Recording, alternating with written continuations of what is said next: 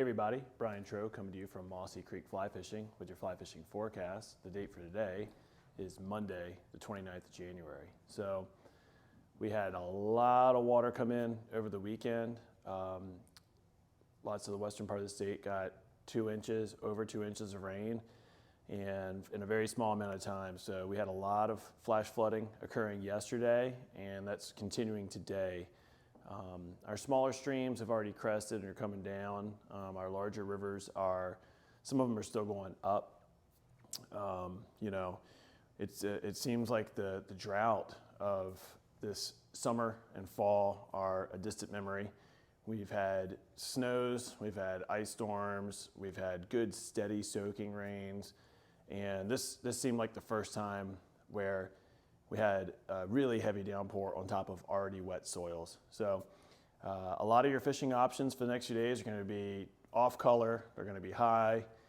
In some cases, like the Shenandoah, there's going to be like actual debris floating down the river, making it really nasty and gnarly. So you really got to pick and choose where you're going to go. And then as this week goes on, more and more streams should come online. The state's been out stocking like crazy.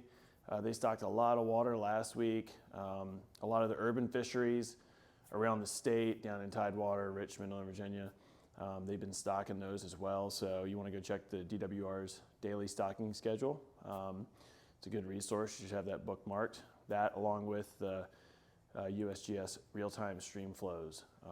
If you're having a hard time understanding some of those charts and whatnot, we can help you out here, but after a while you'll begin to learn what these numbers mean, cubic feet per second or gauge feet height, so that you can know whether it's worth even driving to to a stream or not. So as far as the weather goes this week, it's going to be pretty average temperatures. Looks like highs in the 40s, lows in the 20s, so pretty normal for this time of year.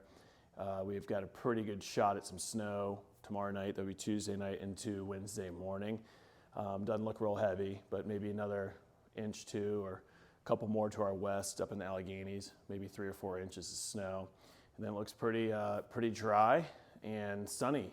40s, maybe even 50 for the rest of the week going into the weekend. So I have a feeling that by Thursday or Friday, a lot of our streams are going to be in great shape. You may have to wait a few more days on our larger rivers because they got quite big, and they're going to take more time to come down. But our mountain trout streams, as well as our spring creeks and our delayed harvest streams, they're all going to be in really, really good shape. So the name of the game now, kind of switching gears from what we've been doing for months, is making sure you're getting down and making sure you've got weight, okay? So we've got tungsten jig nymphs of various sizes.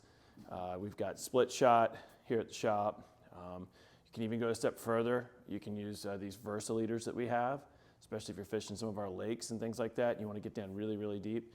They can help you out without having to go to a sinking line or anything like that. But depth is going to be the key, all right? The faster water's moving, the more weight you need as well, okay? Because depth is a function of time. The longer it's in the water, the deeper it goes. Well, if you have swift water, which we have right now, plenty of, you lose time. You're losing the ability to have it get down before it's going to catch or go tight or swing up. So for those of you who euro nymph, you understand completely what I'm talking about. Speaking of euro nymphing and tenkara fishing, these conditions are becoming a lot more conducive to those styles of fishing. Both of those styles of tight line fishing, you need to stand relatively close to your target. You need flow and current so that things can kind of move along and keep things moving. That's pretty challenging on a lot of our streams locally here over the last several months, with everything being so spooky and so clear and so low, and not having enough really current to carry your bug along. So for those of you who are interested in euro nymphing or tenkara fishing, these are like great conditions for it. Getting down deep, staying in touch with your line, and being in the strike zone for as long as possible. That is the ticket, all right? So we have water temperatures rebounding this week. Snow melted off for most parts of the valley around Thursday or Friday of last week.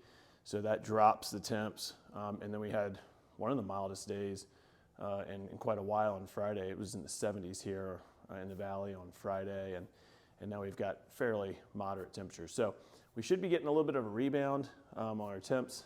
Spring creeks certainly should be rebounding as well. But that doesn't mean you still don't want to be down at the bottom. You got to stay deep, and you got to make sure those nymphs are dragging on bottom. For those of you who really love fishing big streamers, articulated streamers, heavy leaders, now is the time of year.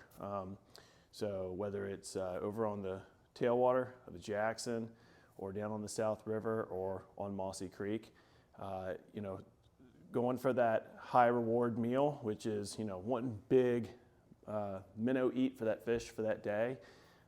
This is a good time of year to go for it. So we're all stocked up on lots of different streamers and whatnot.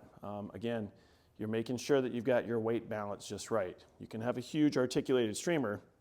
If it doesn't have lead wraps, it doesn't have heavy cone head or tungsten head, it's just going to dangle there.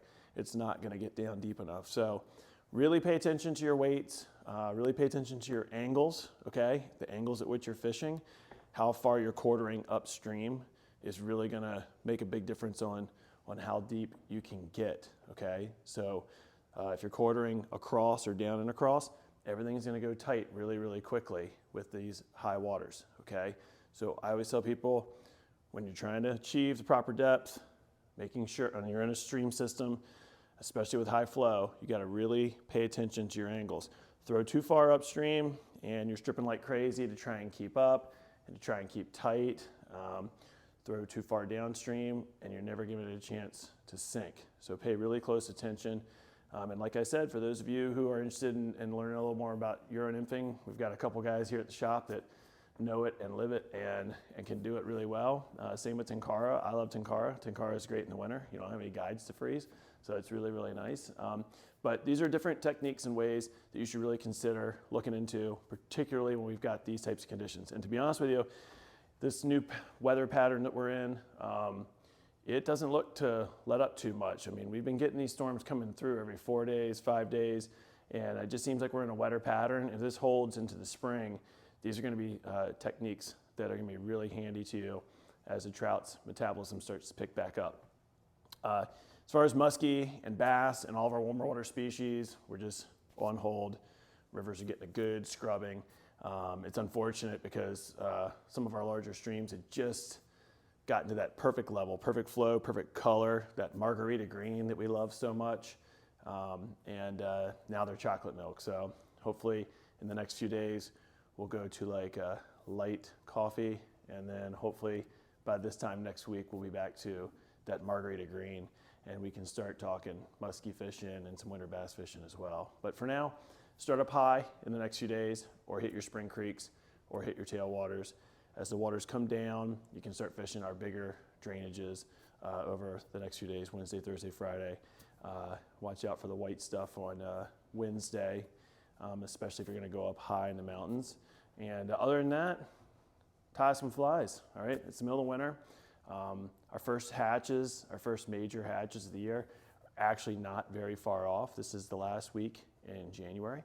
And typically our first hatches of mayflies, which are blue duns and quill gordons, they can start as early as the last week in February, depending on how cold we are and the weather and whatnot. So we could be 4 weeks or 5 weeks away from our first really significant food starting to show up in some of the mountain streams again. So it's not that far off. So you tyers, get ready, get out there, start tying, and I'll talk to you all next Monday.